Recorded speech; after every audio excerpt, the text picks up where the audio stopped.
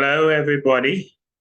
Um, Thank you for doing my second episode on divorce as a human right. In this situation, we're dealing with objections to divorce as a human right.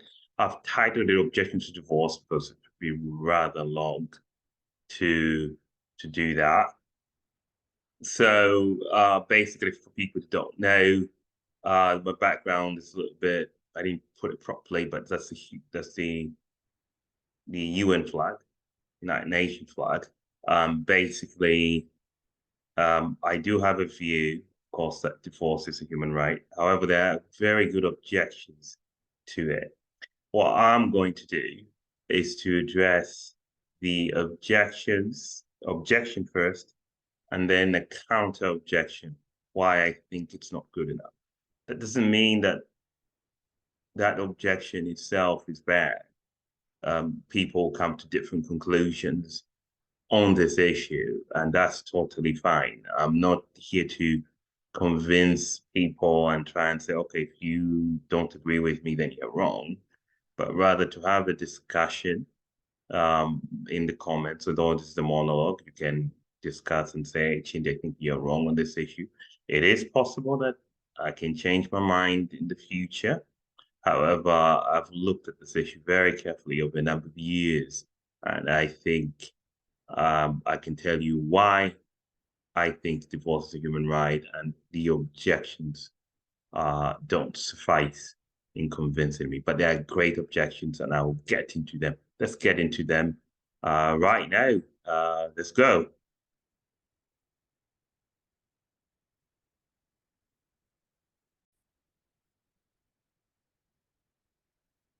Hello. So the first objection that we have to look at is basically the idea that children are negatively affected by divorce.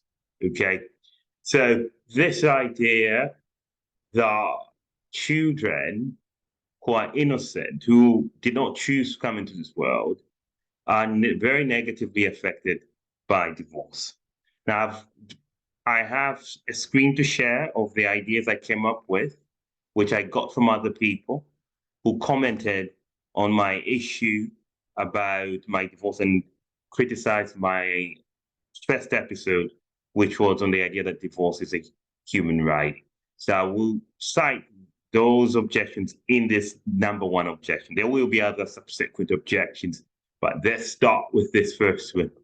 And let me go on and see what and share this screen with you. I'm just going to share one moment.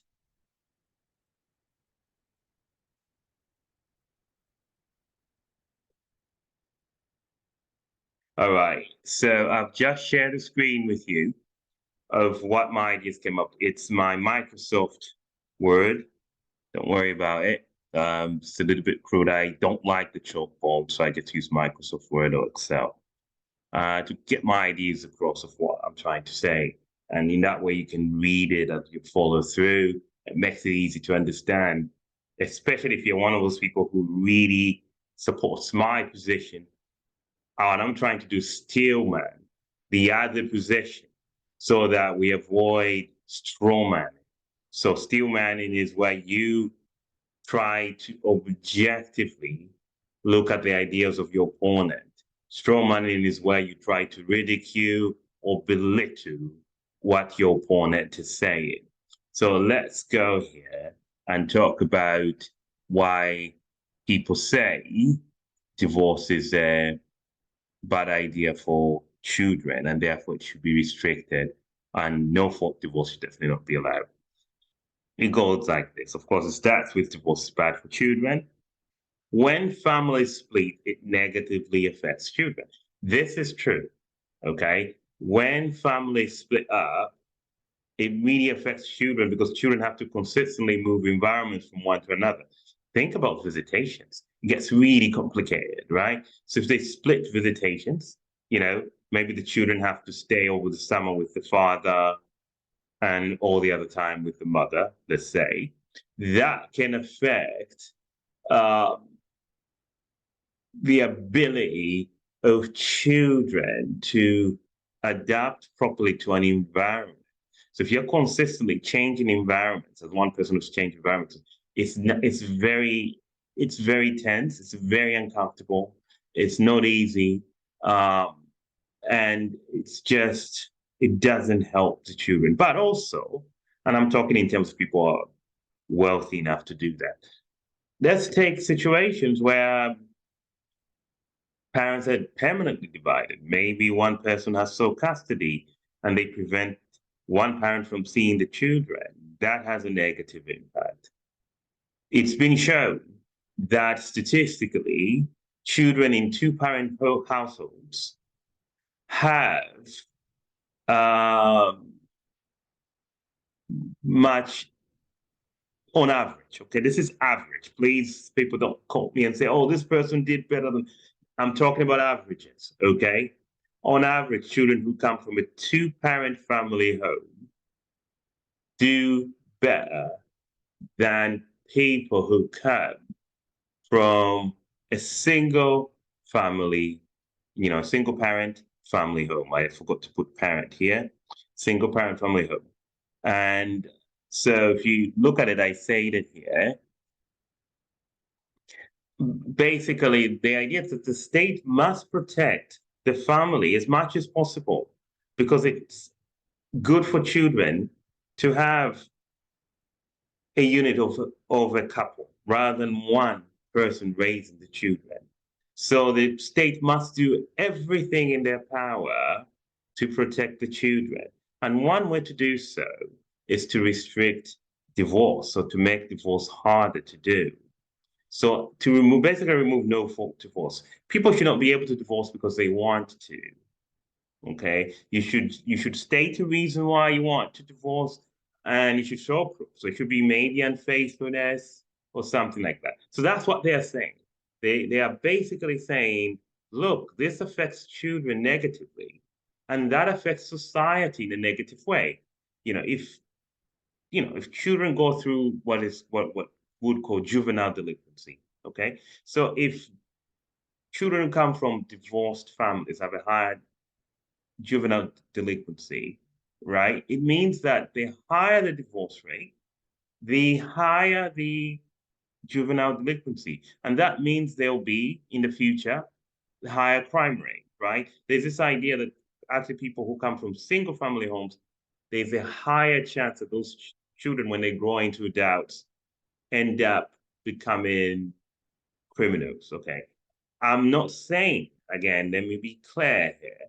I am not saying that every child or majority, no, I'm just saying that statistically, when you compare the two, this is what they're saying. This is what the position of those who are saying that divorce should be restricted are saying. They're saying, look, it affects family in a very bad way, in a very negative way. And very good examples people will give is the example of the welfare system and how it encourages poorer families to have not have a father in the household, especially. Usually it's mothers, okay? Sometimes it could be a father, but usually it's mothers. So an example is a mother who is trying to get public assistance. If it's discovered that she has another parent in the household whose income is considered, then that parent can lose the support. So that's a problem as well. So they say, wait a second, we need to do more to encourage two-parent family houses, to encourage people to stay together, and we need to restrict divorce and avoid people going into no-fault divorce, divorcing for no reason at all. And that's the idea behind it. Now, the major question I would have for this objection is one question I have is co-parenting can do just as good of a job, right? So maybe we should encourage parents to co-parent. They don't have to stay married together. The other thing is, if people want to split up, there are other ways to split up. Just because people are married They don't have to live together. A lot of people work in separate towns. Sometimes they're married, but they live in separate cities and separate addresses, especially people who are middle class and wealthy people. They can do these things. So, telling people that they can't divorce is not going to stop children growing up in one family household. It just means that it makes it actually much more harder for people to divorce, and that's it, as a legal paper. I don't think it would necessarily solve the problem of the issues that children are going to face with their parents. Because if people want to split up, they want to split up. If two parents say, I want to split up, I'm out. I can't be forced against it. If I'm married and I say I'm out of this house, I'm going to go find my own partner. I don't think my wife can stop me if I was married. I'm not married, but if I was, my wife can stop me from going to another place if I don't want to. So even if there's no marriage, there'll still be separations. I don't see the difference between separations and divorces in terms of the effect of children. So people need to tell me that. And the other thing they need to deal with is toxic relationships. If the family is toxic, and toxic relationships don't necessarily involve adultery or lack of faith or even physical abuse. It could be just, mental and psychological abuse, which is much more difficult to measure.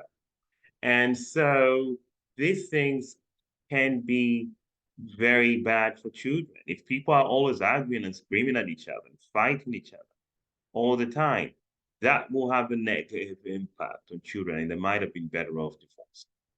In worse case scenarios, you could see a situation in which even some people are considering murder illegal. Yeah, you can capture that person, but then the children have lost both parents. I'll give an example. There was a recent case that is involved that happened in Utah. I'm not going to mention the names. You're free to Google it. In Utah, where a mother of three children murdered her husband. Okay, murdered her husband. Okay, she put poison. Now they come from a very conservative background. He was actually a Mormon, and he went to, and that sort of thing. He was killed by his wife. He was poisoned by his wife. I mean, at least it's alleged. Let me use the word allegedly poisoned, because it's not yet proven, but it's allegedly poisoned. I mean, it's been proved. The evidence, such evidence, is overwhelming, and it looks like he'll be most likely found guilty. And I have to ask myself this question: how did this happen? Well, it happened because this man, who's a very nice father, a very good father, and may he rest in peace, decided and said, you know what? I'm going to stay in this marriage. This marriage is not working out. It looks like she's going to kill me. He suspected she was going to kill. He kind of had that inkling that she was going to kill. And he said, you know what? I'm staying in this marriage for the children. And guess what happened?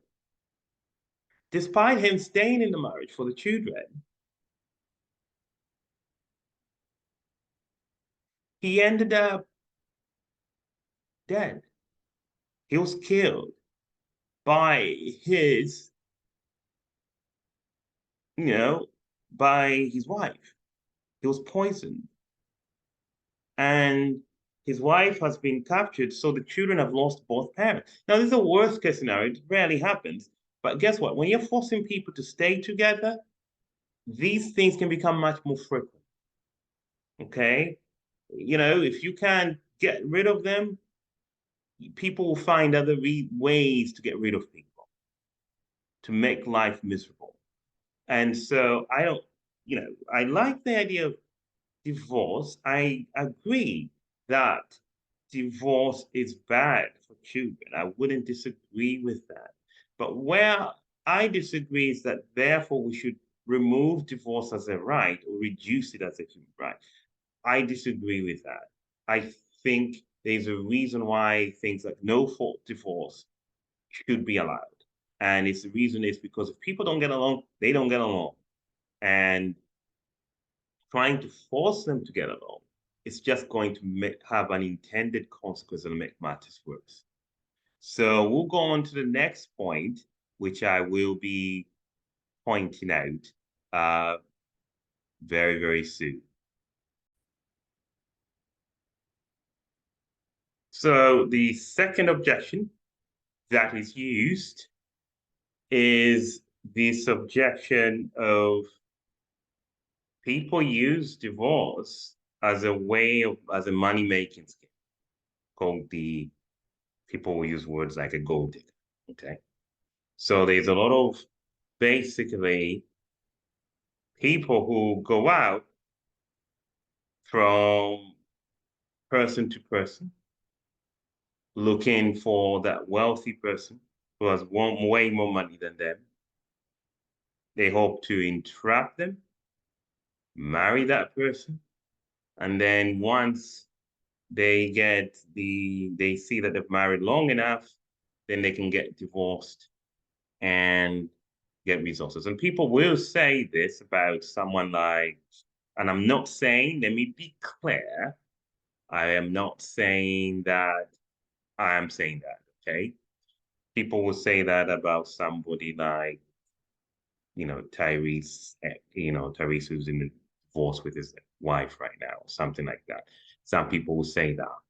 I personally don't know. I know what's going on in the divorce, but we don't know what goes on between two people. I can never make that judgment on a specific situation. So I must be clear.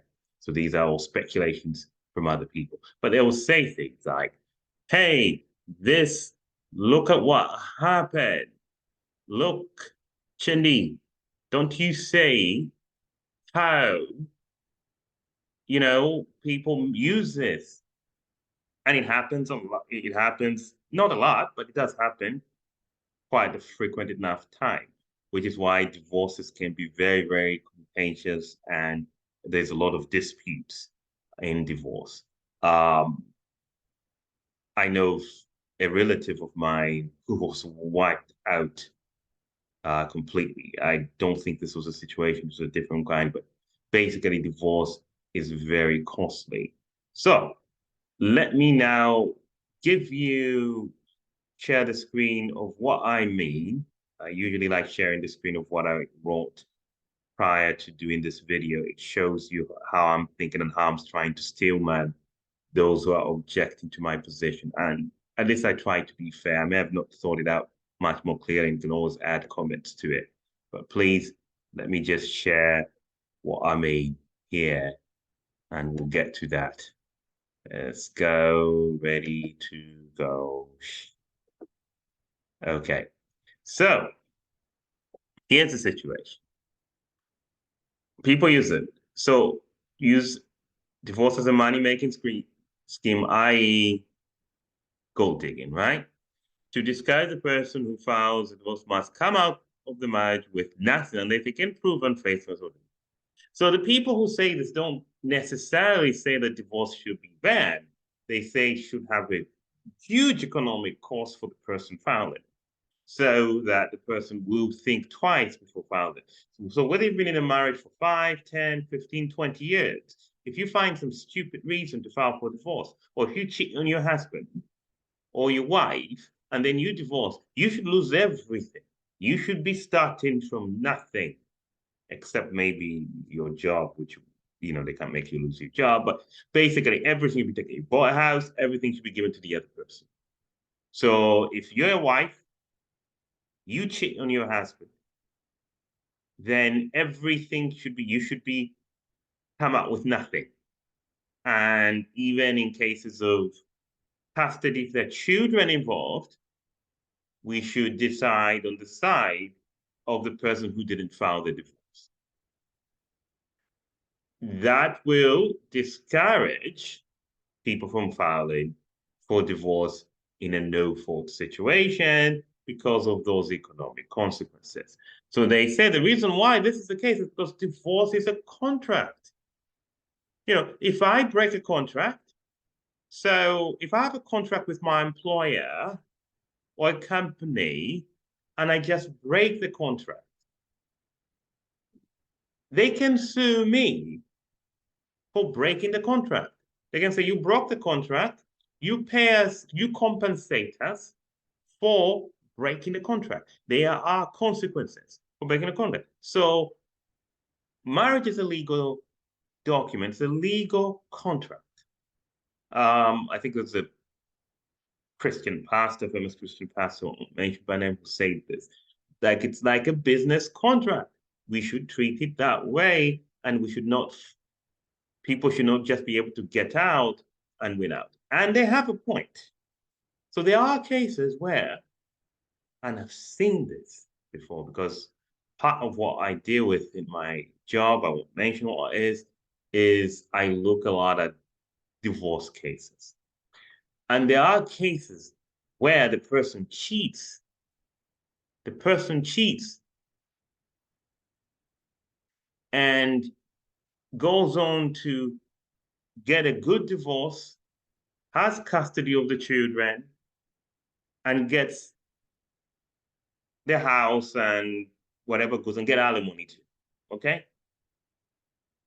The person who cheated, the person who didn't cheat, who didn't do anything wrong, nothing happens to them. Okay? And this is normally in states, especially states like California, New York. I'm going to mention the states.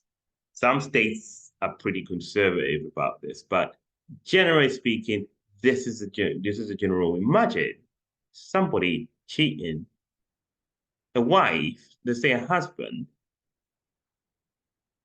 or a wife, however we look at it, cheating on their spouse, right?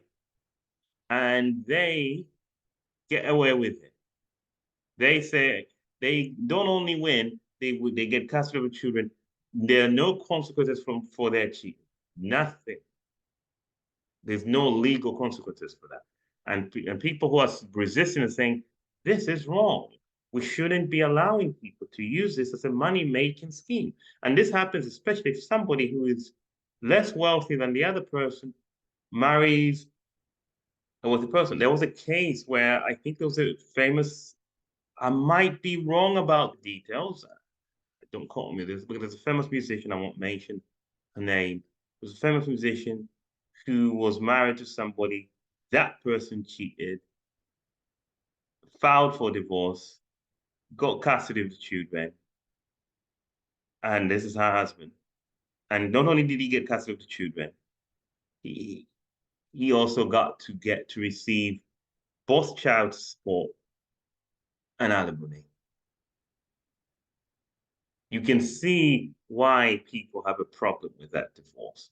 So this was quite difficult for me to object to.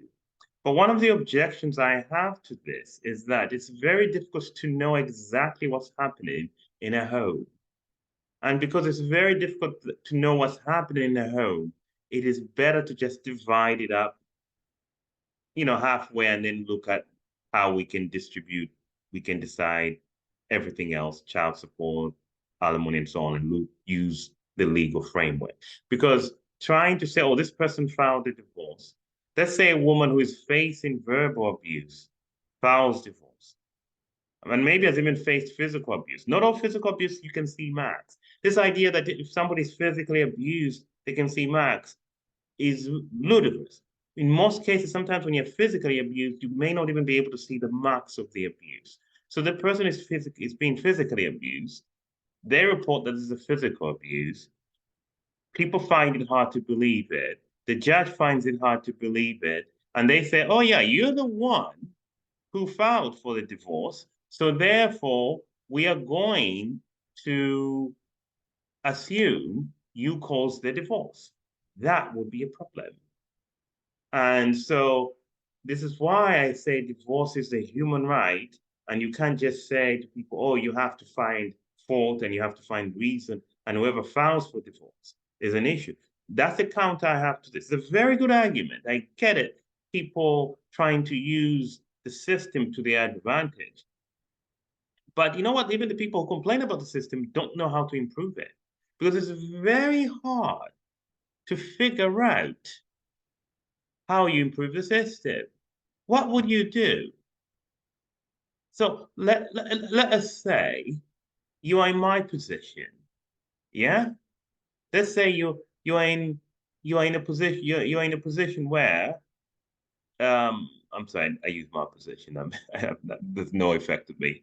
But let's say it's you are in a position where you are being silently abused. It's verbal abuse. It's very uncomfortable. Okay, but you can't prove it.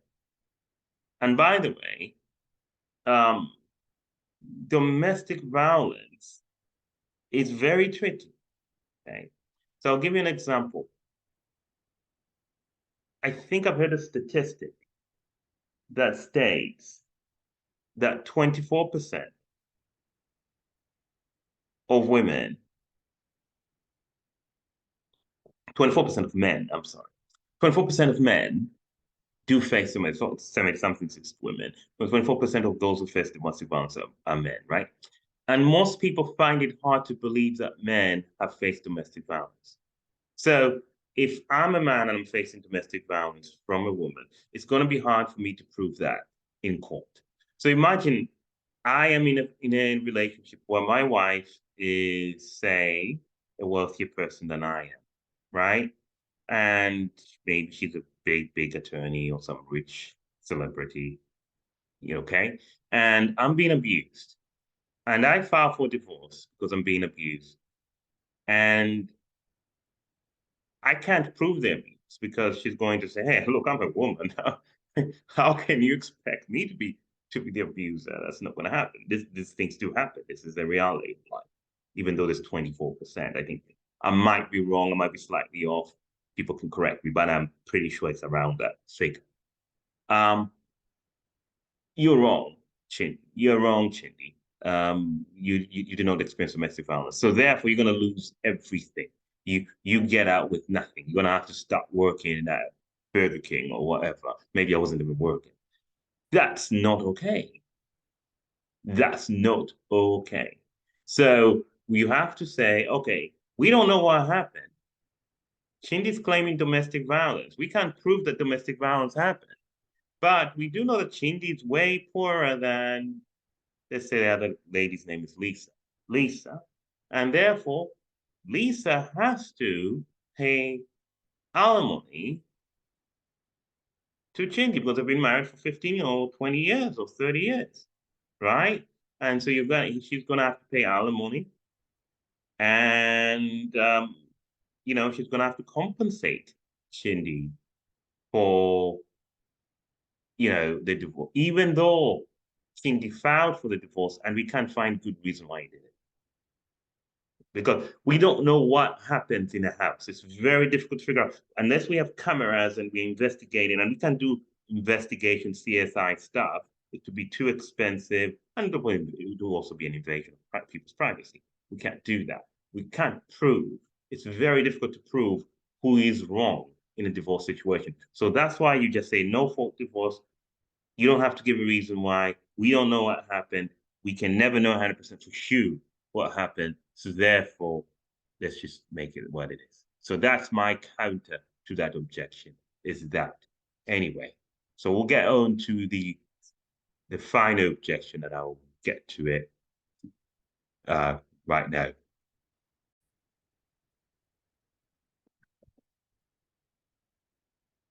Let's go on the third and last one, and which I will combine with other objections under it just to make sure that I cover as much as I can. There will probably be others I've missed, but these were the major ones that I heard.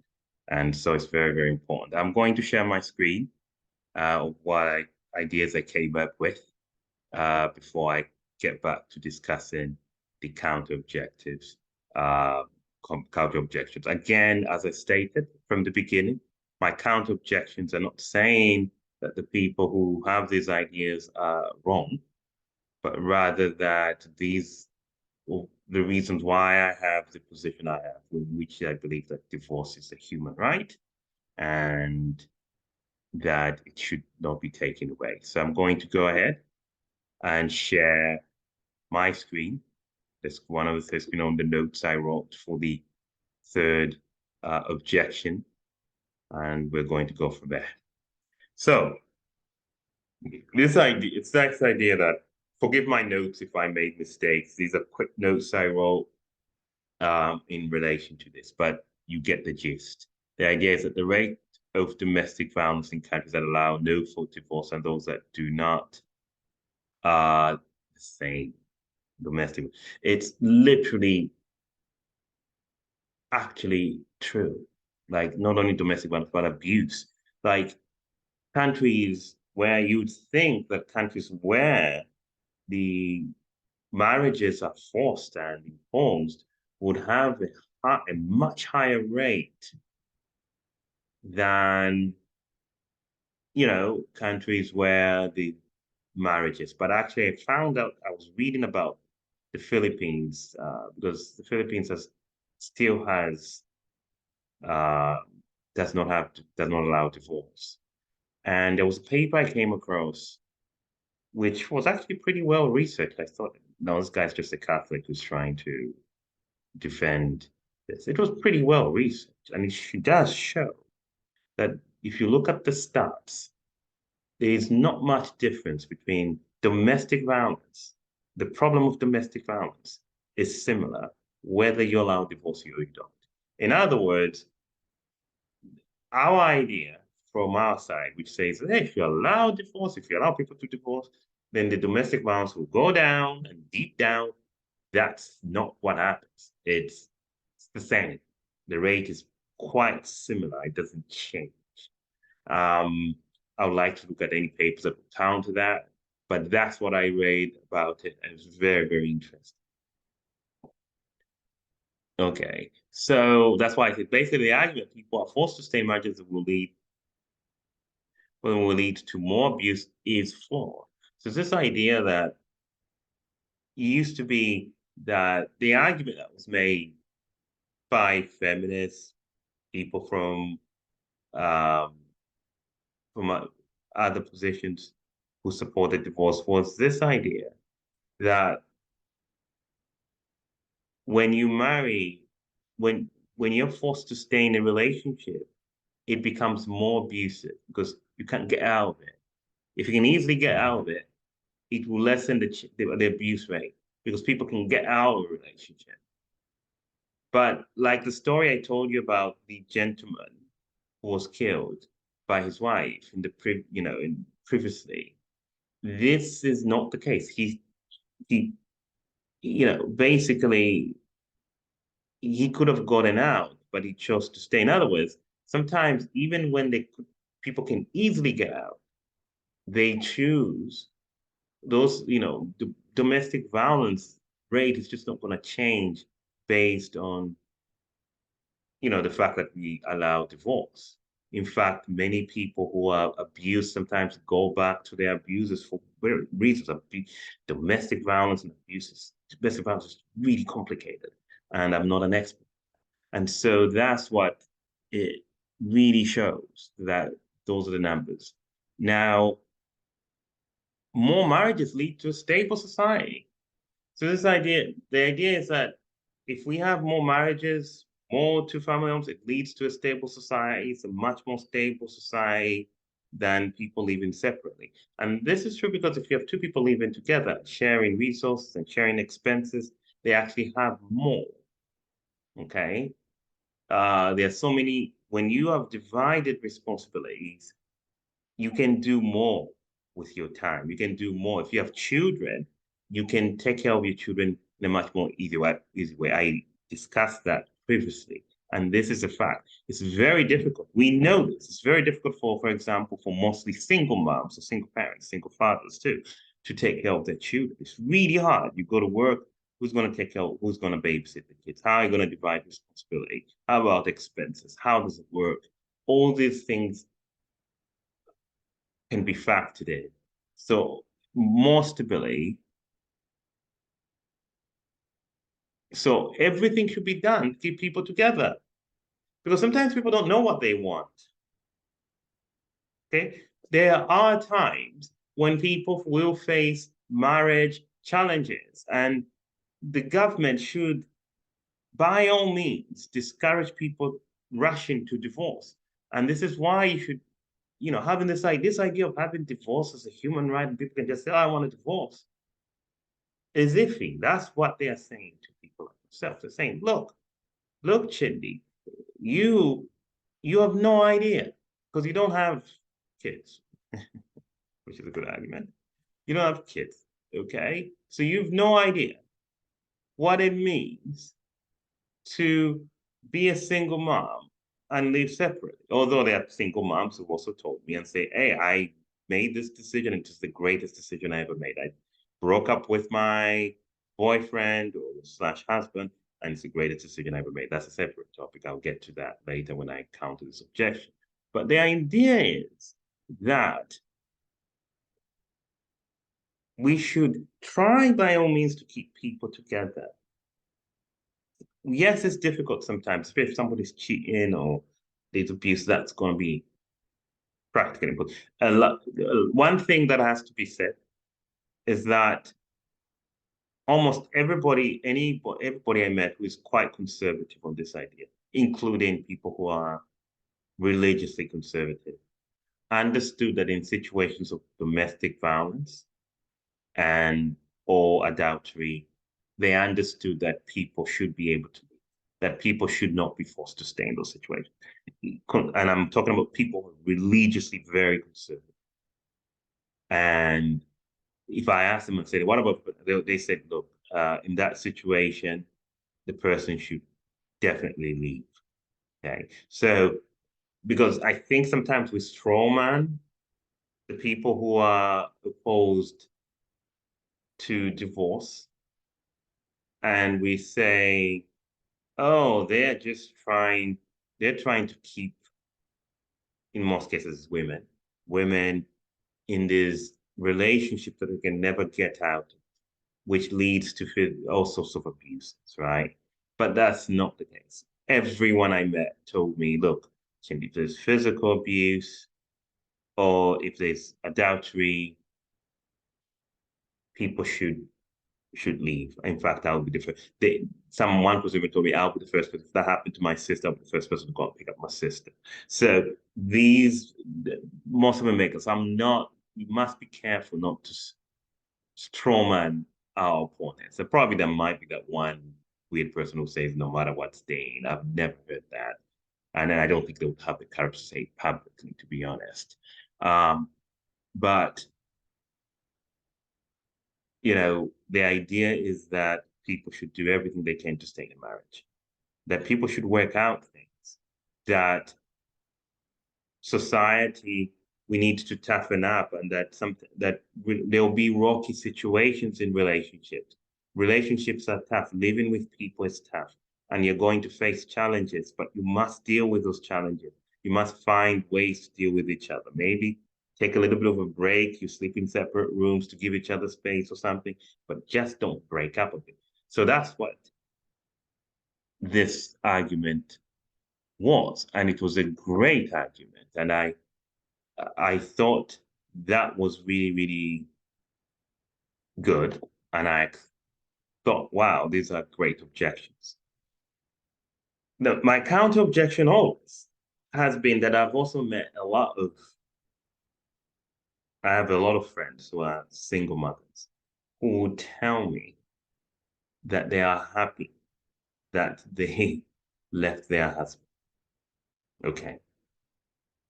Yeah, and I'm saying this as women because pretty much for me, most of them are women, exclusively women. And they'll say, Chindi, this was the greatest decision I ever made. I left and I was able to raise my child.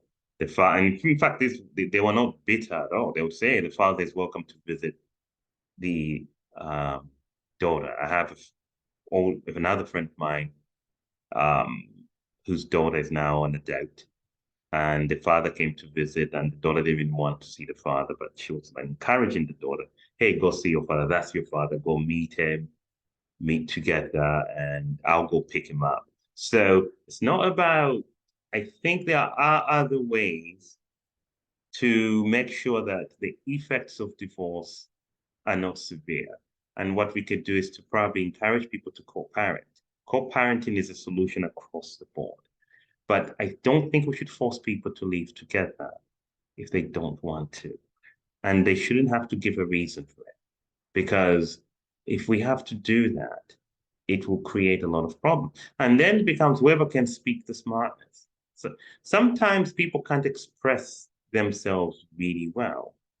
I do remember one time I think it was something to do with my job. I got into a bit of trouble at my work. And the lady, my boss was asking me what happened. And I just didn't know how to answer because I just didn't have the courage to answer the question as to what happened and what mistakes I made. And I think fortunately she realized that I was not the kind of person who was very who's kind of aggressive or confrontational. And so she realized that. And so she changed the approach and it ended up working out. But my point is that some of us are just not, we don't like, we try to avoid conflict. And so the last thing we want is to have to go to court and give a reason as to why we're divorcing. Sometimes we don't want to go through that. We just want to say, I want a divorce, I want out, and that's it. And we can argue about the property, but we don't want to bring up other things in addition to the finances. Remember what I said in the first episode. The, divorce is a legal separation. Marriage by state is a legal union. It's about finances. It's not about, there are a lot of other people who do it for religious reasons and, oh, we do it for religion and all that. And that's a separate issue. For example, you can legally divorce and the Catholic Church may not recognize your divorce. I'll discuss, that separately. I'm not Catholic myself, but I've heard from Catholic, just because you divorce doesn't mean the Catholic is going to recognize your divorce. It's complex, especially if you're married within the church. But that's a separate conversation on that. The fact is that forcing people to stay together, for the state to do that would actually be a violation of somebody's human right. The idea of consent is very important in every relationship, including a marriage. You cannot, and we must not force people to have to stay together. So the objections are well-founded. And in a way, we shouldn't look at the objections as, oh, these are bad objections. How dare somebody thinks that people should stay together? We need to understand that a divorce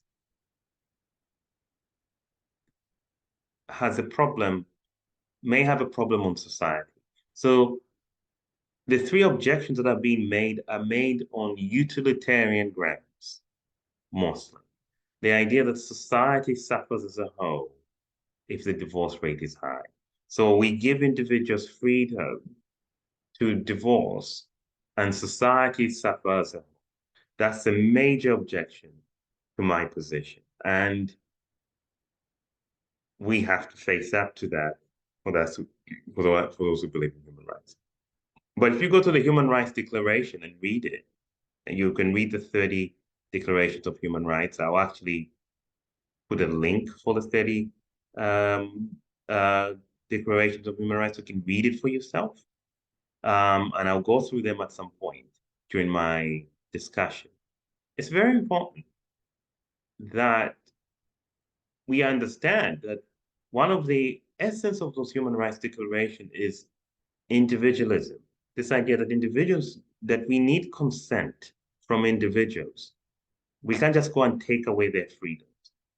Okay, you have to have good reason for doing that. And so if somebody wants to get out of a marriage, the onus is not on that individual who is getting out of a marriage to explain to the state why they're getting out of a marriage. The onus is on the state to explain to the individual why they're stopping from not getting married. And I don't think there's a good reason to stop somebody from divorcing, in other words. So if the state is saying you must not get divorced, the state needs to explain why. And they need to provide very concrete, good grounds on human rights, including on human rights. And why are they taking away your consent? What did you do wrong? You didn't commit a crime. So why are they taking away your consent? So that is why ultimately despite the objections, which are great, I still stand on the position of divorce as a human right. Thank you for listening to me. This has been a long conversation, and I hope you enjoyed it. And my next topic, and my third topic I'll be discussing, will be about another topic which has to do with consent, but it's about a topic that was happening in Nigeria, which involved a senator called Ike Kremadu and his wife. I can't wait to record that because I did a lot of good research on that. So good luck to everybody and enjoy yourselves. Bye.